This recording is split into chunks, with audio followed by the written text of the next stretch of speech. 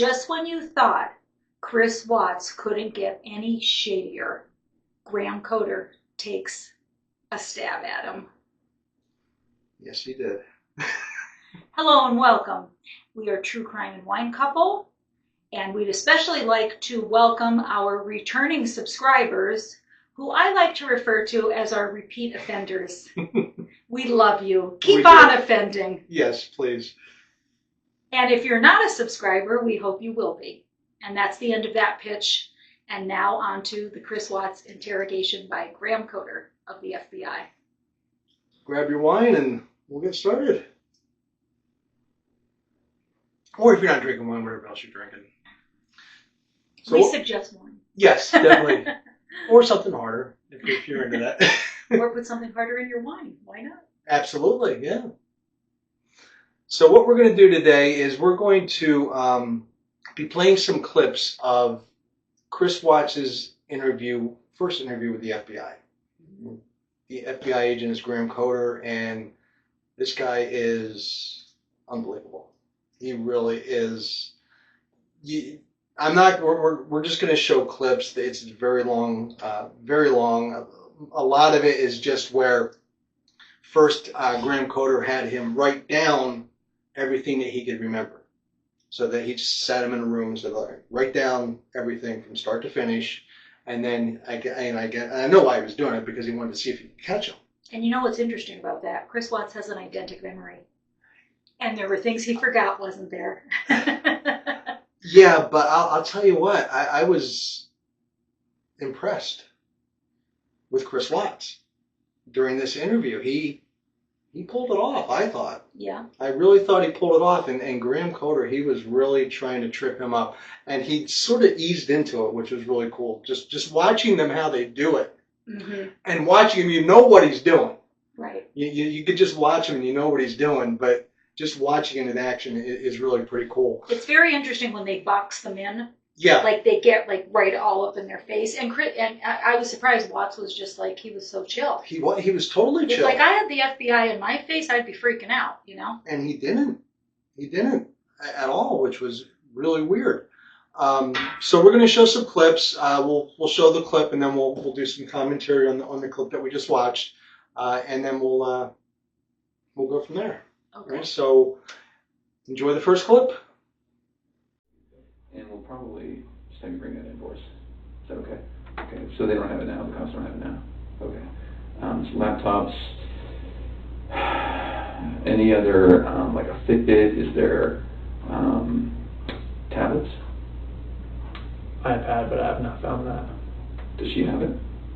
I've not found it yet. She has it, but I haven't seen it in the house. Okay, so possibly she has it? Possibly. Oh, okay. When did you buy that? Ooh, that was a long time ago. And so is it a full-on iPad, like? Yep. You could use it to, like, A Wi-Fi. Wi-Fi? Could you use it to navigate to an address? You could text from it. Oh, okay. So then, if it's possible and she has it and she's somewhere hurt or somewhere that we can't find her, she can't, in other words, could we somehow track that? Does that GPS? It has to be connected to Wi-Fi for it to actually... Oh, so it's not like a phone then, it's a... No. Okay. She has a watch as well, but I have not found that. She has like a... Apple Watch. Apple Watch, okay. Do you know where that is? I have not found it. Okay. It's not on the charger. And it's not at your house that you can tell? Okay.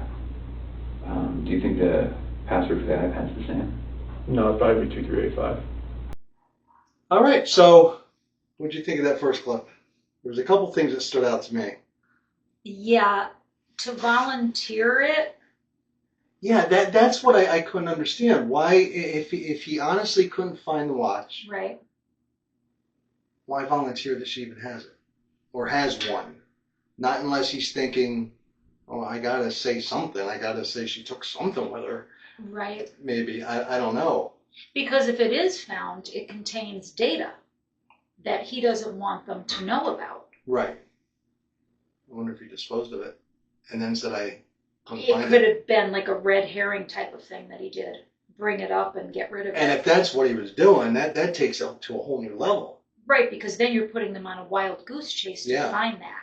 Right. And his demeanor in this clip is pretty much how his demeanor stayed all the way through. We're going to show one clip where he sort of gets rattled a little bit, but not a lot. You know what's very interesting about that? When he was at Survey after he buried Shanann and supposedly killed the girls there Right. and put them in the oil batteries, his coworkers said that he was cool, calm, and collected. They said there was no sweating. The only thing was his clothes were a bit disheveled. And he had just gotten new work boots that he was very proud of, and he had his old work boots on, and his pants weren't tucked into his boots. And they said that was the only giveaway that there was something amiss. Very cool cucumber.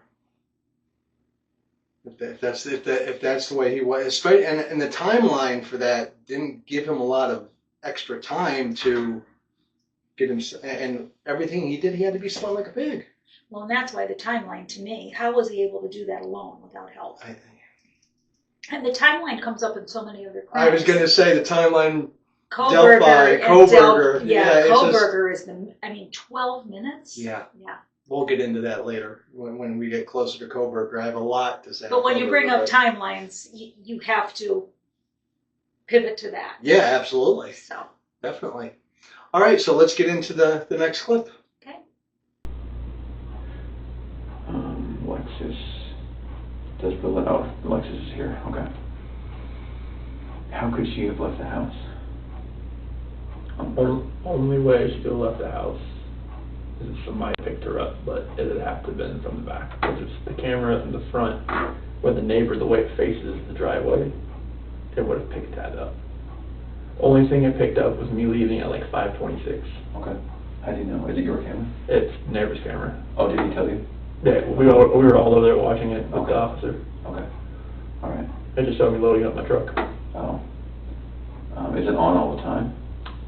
His camera's on all the time, yep. Okay. And all it saw was you leaving? Yep. Did it show her coming home? I didn't show her walking in, no. Okay. But she was in the house when I Yeah, left. obviously. So I was just like I'm just trying to think. So the camera, is it possible that it doesn't catch everything? Like a motion detector? From what I saw, I think, like, he showed me other, like, examples, but it was picking up, like, minuscule things here and there. Like, it was like, it didn't take much to, like, just get it start recording. Oh, so it probably is a motion detector then? It's Yeah. start points? Yeah. Okay, all right. Okay, so then there's his camera, your security system. And my doorbell camera right And your there. doorbell camera. And the only thing that was strange about mine that morning was that when I left, it said garage door 2 remained open. When you left? Were you parked in the garage when you left? I pulled out and I hit, and it said, I thought it shut. Oh, okay. And it said main garage door 2 open when I went back and looked at all the history. And Nicole said that it was shut when she got there. Okay. But it said it was, because on my notifications, it'll say something's left open, but it won't say when it's shut.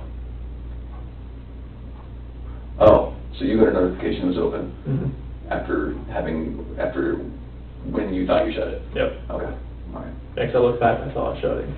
Okay. Okay, that clip, what I found interesting was, and we're going to get into a little bit more of the video coverage from the neighbor a little bit later. Neighbor Nate. Neighbor Nate, yes, who I have some comments later on Neighbor Nate. I have some thoughts on Neighbor Nate.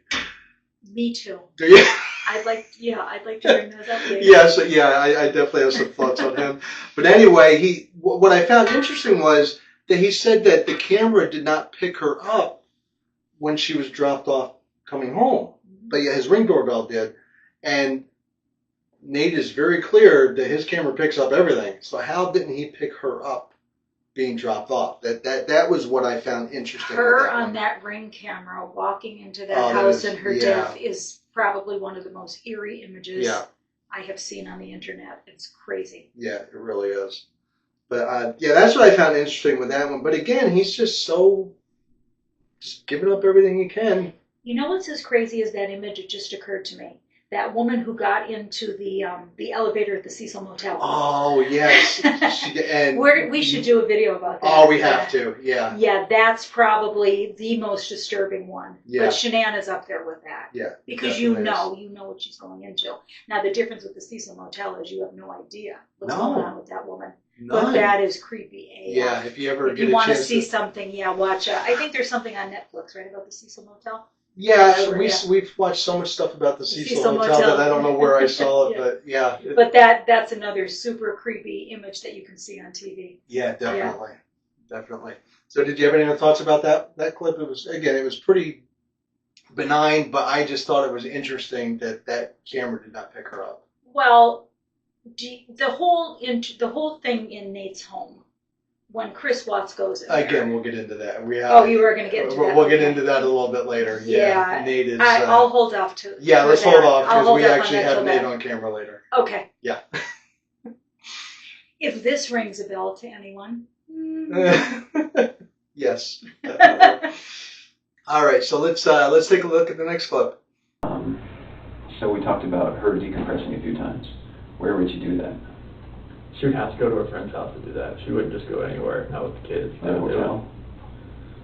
I've checked. If she had any cash on her, I'm not sure how much she would have had on her. She usually doesn't carry much cash, and the cash she had in her wallet was from Nicole the previous day. From who? From Nicole. Oh, okay. She told me that was the cash she gave her. Okay. I saw her when we found her purse. For what?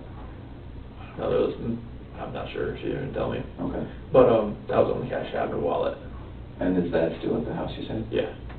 Okay. So is her license in the wallet? Yeah. So she's got no cash that we know of, no license, no phone. Anything about the clothes in the closet, the hamper, the drawers that makes you think she packed some boots, she's going to the mountains? She has so many clothes in that closet. It'd be hard to really tell if she took a little amount. Okay. I mean, if she took a big amount, it'd be pretty obvious. But a little amount, it would never know. Okay. All right. She has say that whole wall, and then the bottom, and the other side. Okay. If you take this room, and it's about the size of it. A woman with a lot of clothing? You don't say? No. Okay. Shoes, anything about the shoes that you think? She has a whole shoe closet. So there's nothing obvious that screams at you she's No. preparing for this type of activity? Okay. And the kids' clothes too. There wasn't enough that was there that I saw missing. Okay. Okay, so that clip, I can sort of see him starting to dig himself a little bit of a hole, at least maybe in Graham Coder's mind. Because a hole or the Archbold pothole? who leaves the house? No wallet, no license, no phone, no credit cards, no cash, no clothes, no shoes, no nothing. Sadly, nowadays, people are leaving their children at home, but not their phone. Not their phone, no. And in cars, sadly, too. Yes.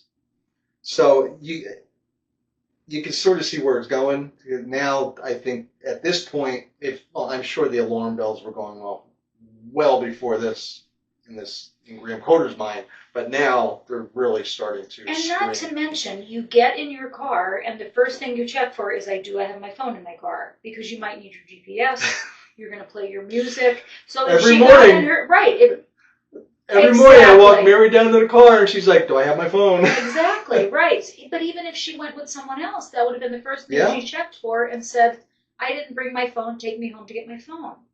I am probably one of the most anti-phone people around, but even I will check my pocket to make sure the phone's in there as I'm driving out of the Because garage. if you're leaving the home and there's an emergency, you Yeah. want to have your phone on you. Yeah, and there's no payphones anymore. And again, Shanann was a very organized, for lack of a better term, anal retentive type A person. She's not going to leave the house without her things. No, and she lived on the phone. Exactly. Like she did her business That on was the her phone. livelihood. And all That was her friends. lifeline. Yeah. That phone was her lifeline, for lack of a better term, which I think was a good term. Right. That was her Yeah. connection to her business, to her world, to her friends, to her family. Yeah. You're not going to leave that at No. home. No. So that's where I think this is where it really starts to go. even though Chris doesn't realize it, and he's still just like, I'm going to do everything I can to help you guys. I'm going to give you all the information I can. He doesn't realize that he's just digging. I have a theory about that. There's a lot of speculation that he is somewhere on the spectrum. Maybe like an Asperger's type. I know they don't recognize Asperger's anymore. But if he is on the spectrum like a lot of people say, and I'm not diagnosing him, I'm just, speculating as to if it were true, he would be very literal and he would answer questions very plainly. Right. So maybe someone is helping him with these things and cover this up, or helped him with this crime, and he's really not, realizing he's digging himself the hole. He might just be answering plainly, Answering like he already had and said, this is going to all make perfect sense, and it's going to keep me out of trouble. Or just telling the truth and not, realizing that he was digging himself a hole. Right. Yeah. But that's what I found interesting about that is you can see where the interview is going at this point now. Now it has definitely taken a direction. I also think too, he did not plan on Nicole Atkinson showing up when she did. No, he thought he had more time to get hide his the shit phone, together. Get rid of the phone, get rid of the purse. Yep. Things like that. But Nicole Atkinson showed up and definitely threw a monkey wrench into that whole thing. She screwed up his whole plan. Yeah. She was the only person that really lived near them that would have gone to look for her, because Nicole was very good friends with Shanann's mother. Right. So she was put on the job basically, and had she not been there and not showed up there or been busy doing something else, another thing too that really tipped everybody off was that Shanann had that prenatal appointment. Right. And she hadn't been to a prenatal appointment in a long time, because prior to that, she had been in when she was the away Carolinas. In the Carolinas, right. So that was another thing that really was a red flag to people. And one other thing as well, the girls were supposed to start school that day. Right. So I think that really tipped people off. Why didn't the girls start school? And then he called the realtor too. So there's a lot of red flags right there. Yes, yeah. Well, like they said, there's no such thing as a perfect murder, right? Well, that's what Columbo says. And the cover-up's always worse than the crime. Yes, it is. But we love our repeat offenders. Yes, we do. On our channel. All right, so let's take a look at the next clip. And that's when the conversation ends, and we're talking. That's when she says she's going to take her friends, or take her and her friends take her and the kids to her friend's house. Which friend? That's when she did not say. So she did say, I'm taking the kids to a friend's house. Yeah. Are you sure she said that? Yes. You're positive? Yes. Okay, that's good. Now we're back to the blowing off steam probability, which we like, right? Yeah, that's what I like. Okay. So let's, if we're going to play the DVR, let's rewind 5 minutes. So we're at the house. You're talking about the house. You're saying this isn't going to work with the kid. We're going to sell this house. Then how do you remember what led to her talking about the kids? As far as like taking them to her friend's house? Yeah, like what conversation did you guys have? Well, that's when I rolled out of bed, and that's when she pretty much told me, like, I'm taking the kids to a friend's house today, and I'll be back later. Are you sure she said she'll be back later? Yes. On a scale of 1 to 10, how positive? That's a 10. A 10? Yeah. Okay. So she said, I'm going to take the kids to a friend's house, but I'll be back later. Why? From what I just told her. That doesn't make sense, though, because you'd be at work. Why would she have to leave? That's the thing, like, why, I'm not sure why she wanted to go somewhere. Okay. But that's what she wanted. Like, maybe she didn't want to be in that house after what we were just talking Fair about. enough. You just talked about, it's no longer mentally, emotionally her house then. Okay. So let's focus on, I'm going to take the kids to my friend's house. What does that mean? Hopefully it's someone that she trusts. Hopefully it's someone that she knows pretty well, and hopefully maybe they have a kid that Bella and Celeste can play with. But you have no idea who that would be? Because we've exhausted all those people. Okay. Does that surprise you? Because I don't know your wife, but maybe that's something that's in her wheelhouse. Does that surprise you that she said that and did that? It doesn't surprise me that she went somewhere. Like, she said it could have been a play date. Okay. But she was very vague in the fact that she just said she was going to a friend's house. Okay. and didn't say who. Okay. That's why I texted her, like, if you can tell me, like, where the kids are. What time did you text her? That was 7:40. Okay. And no word from her, obviously? No. Okay. So then we're at I'm gonna take the kids, I'm gonna go to a friend's house. You sure she didn't say I'm gonna take them somewhere to a hotel or to a... Oh, there was no... Positive you said to a friend's house. And not just someone's house, but a friend's house. Yeah, because, like, if it was a hotel, I would have definitely asked the question, like, why are you going to a hotel? Yeah, okay. That wouldn't, yeah. Where can we look to find friends that you might not know about? Honestly, Facebook's the only place. Facebook? Because that's the one she frequents. Okay, so in this clip, we can start to see him starting to push back a little bit. Not a lot. He's very. This is like Coder's a real pushing back, or Watts? Graham Coder. Coder's pushing back. Yeah, a little bit. This is where he starts to just. He's done being his buddy now. Start to nudge a little bit because he tells him this just doesn't make any sense. Right. You know, and he's trying to establish where would she go. To a friend's house, are you sure? He's like, okay, well, that's good. That's positive. Now we're back to she's just blowing off steam. And then he lets him talk a little bit more. And he's like, well, this really doesn't make much sense. Why would she leave when you're not even going to be home all day? What was the point of that? And then, then another thing, and again, him volunteering out more information. Where can we find friends that you might not know about? Well, go to Facebook. Like, he's not on Facebook with her? I don't know. That didn't make sense to me. You know what's interesting about this? With Chris Watts and what people say about how he is, and this is coming from my perspective as a teacher. He was a very hands-on, mechanical type of person and thinker. So to me, what he would have focused on with covering up the crime, given that style, would be he would focus on the mechanics of it. How do I get them there? How do I bury them? And not the nuances of things like, where would somebody go with their kids? Right. If I'm going to make up a lie about where she is, what would be a viable lie?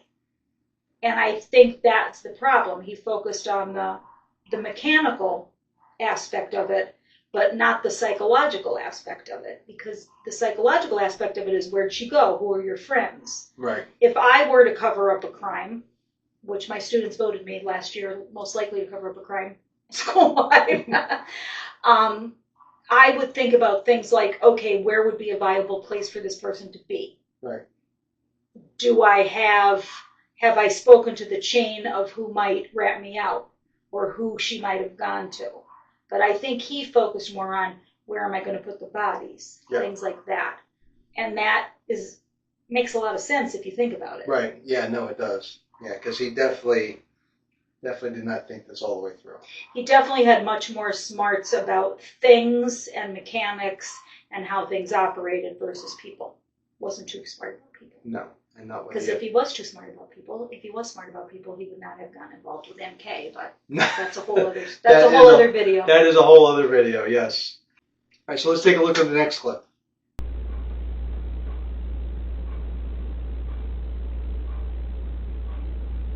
Are you telling me the truth? I'm telling you the absolute truth. Why should I believe you? Because I'm a very trustworthy person, and the people that do know me, they know how I'm a calm person. I am not an argumentative person. I am a person who is never going to be abusive or physical in any kind of relationship. I would never harm my kids. I would never harm my wife. I mean, you can talk to any of my friends, any of her friends. They know me. They know I'm a low-key guy that's quiet. I'm not about confrontation. I'm not about anything that elevates to that level. I mean, you can, like, if someone yells at me, screams at me, I just take it and I just try to get it by the wayside and get it back to where it's just a cool conversation to where none of that gets to that height, because I am not that person. I've never been that person.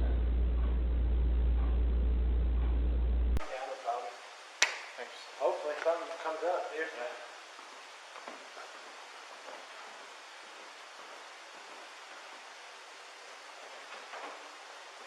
Mind if you just want to go talk to him? I'm going to get his info real quick.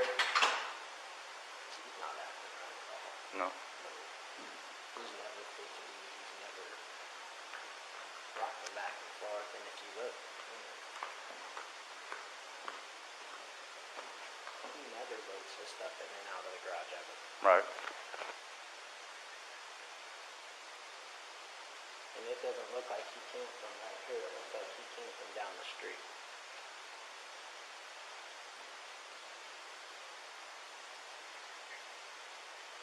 And then the other thing that doesn't make sense is why would he pull past this part?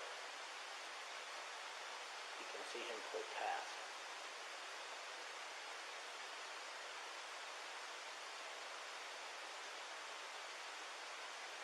Are you able to record this? Uh-huh. I'd have to call Comcast, but I can get him to do whatever. But watch, you'll see him get out. And he walks back and forth a couple times.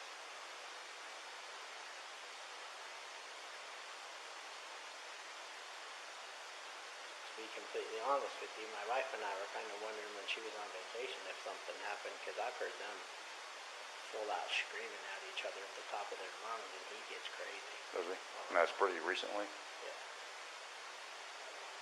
I'm guessing that's why she went and visited people, is because she wanted to get away from the situation. Do you have your ID handy? Okay, so as promised, now we get to talk about Nate. So in this video, now he's putting the heat on. You know, why should I believe you? And then, oh, I'm a trustworthy person. I'm not argumentative. I'm not physical. I'm not abusive. I want to say something about that quick before you get into Nate. Everyone they interviewed said this about him. Everyone, except for Nate. Because I've listened to the interviews of everyone who knew them. And everyone said he was a chill guy. And a lot of people said Shanann was the problem that they interviewed, especially the Lindstroms. That's another video, but everybody did say he was chill, he never got angry. Shanann really never complained about him. She always said how wonderful he was. Now that also could have been part of the whole MLM thing.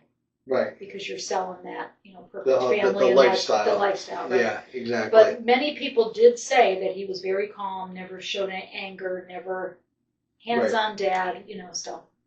Now the reason I added that second clip in there with Nate was now that wasn't obviously that wasn't part of the FBI interview, and Right. Graham Carter didn't even know about that. But it's applicable to it. But it's because Nate is, and I know it was really hard to hear what Nate was saying, that they were too far away from the microphone, so you have to really listen hard.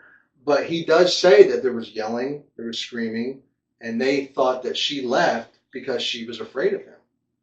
And it had been going on. It was ongoing. So Nate knew the family pretty well. Nate is a creeper. But I now am wait. sorry. So the history of Nate is that when Shanann's parents lived there, they were very good friends with Nate. I don't think Nate works, does he? Pretty sure Nate just sits at home and watches his cameras all day. Nate and that beautiful home and all that equipment he has do not seem to jive. No, they don't. He doesn't look like he would live in that house. I would picture him in like a log cabin in the woods somewhere. Yeah. Or like an RV parked in. But he knew how to zip through those tapes and where to find everything. I swear to God, that's all he does all day. Maybe that was his job. Maybe his job is surveillance, or he's surveillance some of the kind neighborhood. No, but I mean, he could be security, for a company or something. We don't know. It was the middle of the day and he was home, and he didn't look like he just got home. He was very comfortable. True Middle story. of the week. True story, but he was close with her parents, so he probably was very interested in what happened after they left. Right, yeah. So that's what I found interesting about it. And also, this was really the first and only, honestly, it was really the first and only time that Chris actually showed being not altogether. A little rattled. A little rattled. He seemed a little rattled. His voice got lower. He seemed like he was choking on his words a little bit. He was a little rattled on this one. But it really, honestly, I think that was the only time in the whole. The most rattled he was when Nate was showing the video footage. Oh yeah, if you can find that footage, and it happens right before the part that I showed, is and it's just Chris over there, and he just gets he puts his arms up, he starts rocking back and forth. He's like, what the hell did this guy catch? He was honestly worried about what was going to show up on that screen. And it was only in his body language. Yeah. Never said anything. And as soon as it was over, he was recomposed. He's like, all right, thanks, man. I'll talk to you later. And out the door he went. He's definitely a person who can compartmentalize. And he would need to do that to have that affair with NK. You do a lot more than that with her. Well, true, but compartmentalization is part of... He was leading a whole double life. I mean, he was acting with Nicole Kessinger like she was his wife and living there while Shanann was away, so... Yeah. But when you're faced with a video, it's hard to compartmentalize at that point, And then he relaxed when he realized that he didn't really catch anything. Right.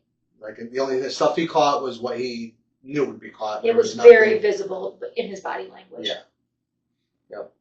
And they say 75% of communication is nonverbal, so. At least I would think, yeah. Yeah, you can get a lot off of body language, definitely. All right, well, let's watch the next clip.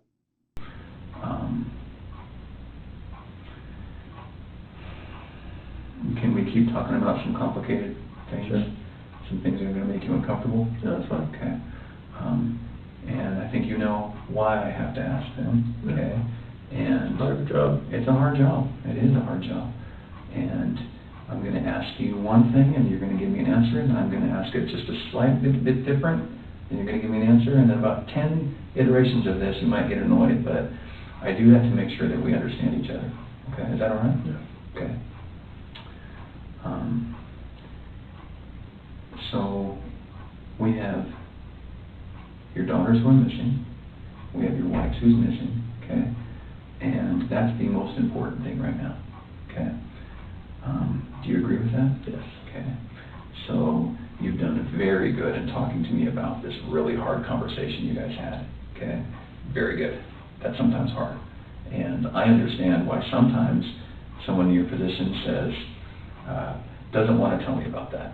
Because please go help me find my kids, and you don't need to know about my marriage argument, okay? So I got to say, you've done very good at that, and I need you to keep doing that. So I need to ask you about your marriage and infidelity. Sure. Okay, tell me about it. Now, I have never cheated on my wife. Okay. And I fully suspect she has never done that to me. Oh, okay. Like, she's always been a trustworthy person. I've always been a trustworthy person. I fully expect if we ever thought about straying another way, that we would tell each other before it happened. I think that sounds ridiculous. Okay. Because in the history of the earth, nobody ever does that. Okay. I just, that's what I would like to think. Okay. I know mistakes happen. Like, Sure. You know. Yeah. But that's what in my head, that's what I would think would happen. I would hope would happen. Okay. But now, even though I think that sounds ridiculous, if I was in your shoes, I'd say the exact same thing. And I believe that. Okay. But I kind of don't. And you can imagine in my job, I meet all kinds of people. And you can imagine that there are people who have Saturdays with their girlfriends and Sundays with their wives. Okay. Okay, so I found that clip very interesting. Again, this Graham Coder guy is just really good at his job. He really, because he's so conversationalist. He just sits there like he's having a regular conversation in a bar with some dude, but yet you can see what he's doing, and he does. He keeps taking him in circles, and even when he asked him though, let's talk about your marriage. I'm not having an affair. I never did. And I'm sure she didn't either. We're both very trustworthy people. Okay. And then Graham was like, well, that's just ridiculous. And in the history of the earth, nobody has ever done that. Well, that's what you should do, but people having affairs don't do that, or there'd be no affairs. Exactly. But yeah, Graham Coder is now just telling him he just does not believe a single word this dude's saying. I feel that it's interesting that now Graham Coder starts circle talking and word salading back at Chris Watts. Well, this is pretty far into the interview, so they've been in there a very long time already. Right. So Chris is, getting tired. He hasn't slept. He's, so now this is where he is working them all over the place. But to Chris's credit, he's still. Now, some people say he slept just fine. I'm sure he did. He said he hadn't didn't, slept. but yeah, he probably slept like a baby. Yeah, he got himself up, got himself a protein shake, went on with his day. Yeah. But yeah, I found that interesting that this is where Graham Coders is like, dude, you're just not telling me the truth. This is ridiculous. I think this is Graham Coders. If you can't beat him, join a moment. Yeah. All right, so we got one more clip for you, so we'll take a look at that, and then we'll be right back. When did you start pulling out? It wasn't in the last 5 weeks. It's been an ongoing process for probably about a year. Why? I just felt like everything that we had when we first started dating and we met in 2010, everything, your new relationship, spark, everything's hot and heavy, everything's great. Get married, everything's still great. And then people just fall out of love. And that's where I was. I just felt like over the last year, I thought that, okay, maybe this is just like a phase. Maybe this, this is what happened. You've been with somebody so long. Maybe the spark isn't there, just reignited somehow, some way. But our conversations weren't the same. When we were apart, everything was just short, and it was just nothing felt right anymore. The disconnection was there, and it just never felt right anymore. But why? It wasn't there. I just didn't feel it. It was I didn't have that passion anymore. Why not? I really couldn't. I can't tell you. The passion. I didn't feel it in my heart anymore. I really can't just give you a definitive answer other than that. It's my heart wasn't in it. I gotta tell you, that sounds like a load of horseshit to me. I know. Okay, so this final clip, we can see that Graham Coder is just not having. Says Any it of better it. than anybody else. Yes, could he have. did. Yep. It is just a load of horseshit to me. Who just falls out of love? Somebody has to do something to make you fall out of Yes. love, or there has to be someone else. That's the only way you fall out of love. I would think that maybe a gradual process of it, but you don't go from having what you say is the greatest marriage in the world to you're not in love anymore. Till somebody comes in to the office one day and The home wrecker. flashes herself around and And they say she went after him hook, line, and sinker. I believe she did pursue him. I I believe Bob it too. was the type to pursue him. No, I don't think he is. No. I don't think he is either. Yeah, she definitely went after him. There's no doubt. And I honestly think there is evidence out there that this actually, she knew about him or was for sure. looking at him a lot sure. earlier than what the timeline says. And they interviewed a bunch of men that also worked at Anadarko that were his co-workers. And a lot of them said, she had a really good body, but they stayed away. They knew. Smart. They knew. Yeah, definitely smart. They knew trouble when they saw it. Yes. And I would encourage you to go back and check out some of our when Nicole. You walked in, who sings that? I forget. Is that You're Taylor asking Swift? me? I'll look that up. I'll find out. I think it's Taylor Swift. But I would encourage you to go back and look at some of our Nicole Kessinger videos. If you're not real familiar with Nicole Kessinger, but I'm sure if you're watching this video, you probably are. Let's give our final. Have we ever given our final impression on Watts? No. Our theory. I think we've talked about our theories, haven't we? A little bit. Maybe a little bit, yeah. So your theory, did he do it alone?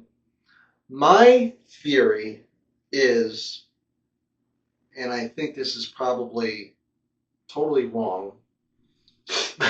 But you have it anyway. I'm going to say it anyway. I think she killed the kids.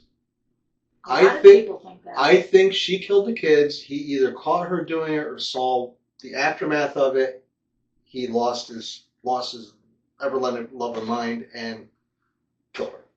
I just cannot wrap my head around this case. I don't think Nicole Kessinger actually was involved in the murder. Believe it or not. I don't think that's the case.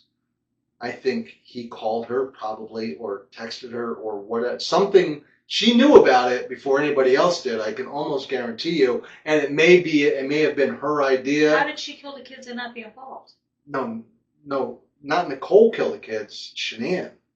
You think that? I think Shanann killed the kids, Oh, boy. and he caught her doing that, and he killed her. That's pretty outlandish. That's out there. I know. And I said I don't think it happened. It probably didn't happen that way. I but thought you meant Nicole killed the kids because a lot of people think that. no, I think Nicole's involvement started after the murders, and I think she was involved with telling him where to hide the bodies and all of that. But so she was an accessory after the fact. After the fact, yeah. I seriously cannot wrap my head around this man killing his children. I know I'm That's why I'm probably saying delulu that. like Yeah. Robin Brown. I'm probably delusional.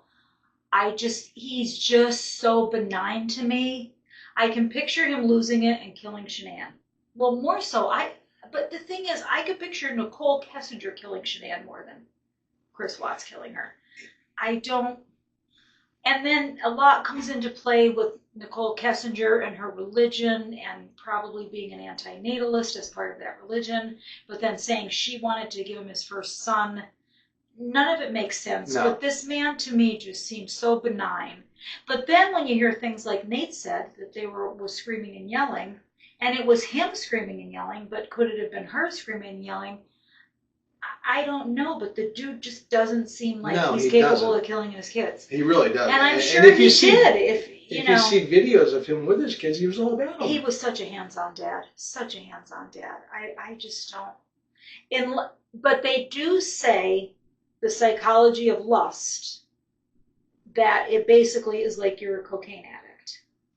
So if Nicole Kessinger's there and she's making all the right moves and she's fulfilling his fantasies and she's blowing smoke up his butt 24/7, which I'm sure she was, pursuing him, sending him nudes, doing her bendy yoga poses. I'm sure she was very bendy in bed. I mean, shout out to Phoebe from Friends, right? There you Phoebe go, from yeah. Friends, I'm very bendy. Very bendy, yes. Well, it adds an aspect to it. I'm sure it does, yeah. Oh my God, that was a Freudian slip there, and I meant to say aspect, not ass. So you can do all those Kama Sutra positions. I can't even take my leg and lift it, high up in the air, never mind behind my ear. So maybe that just drove him over the edge. Plus, another thing we cannot overlook are whatever the hell was in those Thrive supplements. Yeah. There were so many patches that they wore. They won't come clean about what the ingredients are. So was it a combination of all those? And they had stimulants galore in those things. Oh, I'm sure they did, and there may have been some sort of steroid in them as well. Who knows? We just don't know. But Right. yeah, who knows what that does to your brain chemistry if you are taking it for that long. So if he was experiencing the chemistry of lust and those supplements were affecting him, I don't think he was taking steroids though, because he was cut. He wasn't bulky. Yeah. Some people say steroids and he had roid rage. He doesn't look like a steroid body to me. No. It looks more like a natural workout, and and I've been around a lot of people that took steroids, so he doesn't exhibit that type of the way he acts. Demeanor. The way he acts is not like somebody that's on steroids. I mean, I was with a whole locker room full of people taking steroids when I was playing football, and he's not like that. So taking into account the psychology of lust and thinking about my own experiences when I've been in love or thought I was, and then you throw all those supplements on top of them. Although yesterday I had 2 coffees and was practically psychotic during the day, so I haven't been drinking coffee. It doesn't make sense though. If you're in lust or whatever, and you're lusting over Nicole and her boobs and everything else, okay, that's good. Isn't it easier just to leave? Is Chris Watts the only one lusting after her boobs? Because it's funny that's what you would mention. He was lusting after her. Not lusting. I'm just pointing out. Okay. Alrighty then. But isn't that easier to just leave than do this? I mean, it doesn't make sense. No, because you know why it wasn't easy to leave, in my opinion. the financial situation, and a baby on the way. And Yeah. he knew what he was going to get into with a divorce with her, with Shanann.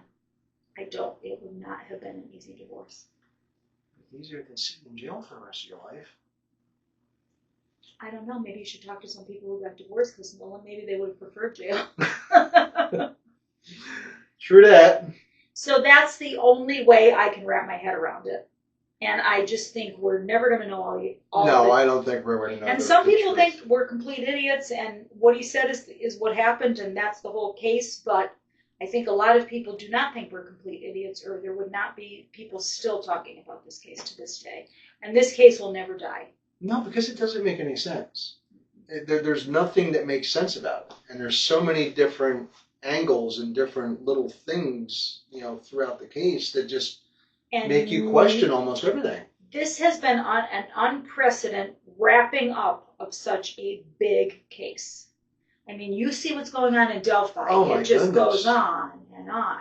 Koberger, on. But that's different because they pled innocent. But still, even if somebody pleads guilty, even with Chad Dorman who pleaded guilty, they did not wrap that up this quick. No, and the normal procedure is even if somebody pleads guilty, they are going to keep investigating to make sure there's nobody else involved. And that's the difference with the Chad Dorman case. There were the witnesses. The cops came on the scene. And it took longer to wrap that up, which is a similar case in that, he shot his son's execution style. That took longer to wrap up than this. Yeah. And there was no witnesses to this. No, yeah. And then once again, you have the election. You've got the DA election going on. Yeah. So there's that too. And that mirrors the Delphi case because there was the sheriff election going on. So I just think we're never going to know. No, I don't think we will either. This case will Do never you think die. he will ever just, when he turns 70 years old, he's like, all right, I'm just going to tell the truth, and this is what happened, write a book or something. He will probably have to be that old because they said if he tells the truth, if this isn't the truth, he's going back to Colorado. Oh. And he's going to lose his spot in Dodge Correctional. But maybe when he's 70, who knows, He'll be in the medical unit, so he won't care. One medical unit's the same as the next, right? Pretty much. Well, I guess it depends on the prison. I mean, look at where Diddy's being held now compared to... This is true. Good old Diddy. Any other thoughts? It's just a crazy case, It and really I just is. can't wrap my head around it. And no matter... I think the more I learn, the more I'm confused. It's one of those things. And this was really the first time I ever saw him talk for an extended period of time. The more you learn, do you have more questions or answers? Yeah, I do. Exactly. So. And I'm sure the more I watch, the more my theory is going to change 10 times. It's just it's a very interesting case. There was. But he just so doesn't much going seem on. to me. It just looking at him, it's like, how could he kill those kids? He seems as benign and bland as vanilla pudding. Yeah. To think he was having all those crazy sexcapades. And yeah, exactly. He doesn't. He looks like Mr. Missionary Man. Yeah. I swear, that's who Eurythmics were singing about when they sang about Missionary Man. Yeah, now I got that song in my head. Thanks for that. Don't mess with a missionary. Apparently, Nicole Kessinger did not mess with a missionary man because he had a lot of crazy. He had his little threesome fantasy and all that. Yep. So we'll be covering more Watts. Yep. There's more stuff to come. Someone requested videos knowing what Nicole Kessinger was about, so we can do that too because I have listened to all the videos with all the audio, I should say, Right. with His coworkers, and and everything. the friends and people related to the case. So Right. that would be an interesting. Yeah, that one. definitely would be interesting. Yeah. Yeah. At some point, we got to tie all of it together. Chris Watts and Nicole Kessinger. I don't know if we're ever going to be able to tie it together. If we can, we would be millionaires. Yeah. All right. Anything else on this one? I guess we should talk about the wine. I think we should talk about the wine. Yes. So we are drinking from Franklin Hill Vineyards. It's the White Jade. It's a blend. It's just a blend. And Franklin Hill Vineyards is a winery near us here in the Poconos. Very interesting story behind that, and we're going to get into that in another video, her whole story. They gave us a tour, Yeah, and they told us the story. It was very interesting. It was very, very interesting, so we'll get into that. But I'm saving a special story for that. Yes, we're saving, we have a whole special one planned for that. I'm writing a story about Lisk. It's fiction, but not, so stay tuned. But if you're ever up in the Poconos, definitely check out that winery. It's a really cool little winery. They have not only wine, but they have some spirits. I guess her son actually owns a distillery, right? So she gets a lot of his spirits in, and they do little slushies and. She's an incredible woman. Oh yeah. She's a community leader. Does a lot for women in business. Yeah. She was very inspiring. I was very inspired by her. Yes. All right. We are True Crime and Wine Couple, and we will catch you on the flip side.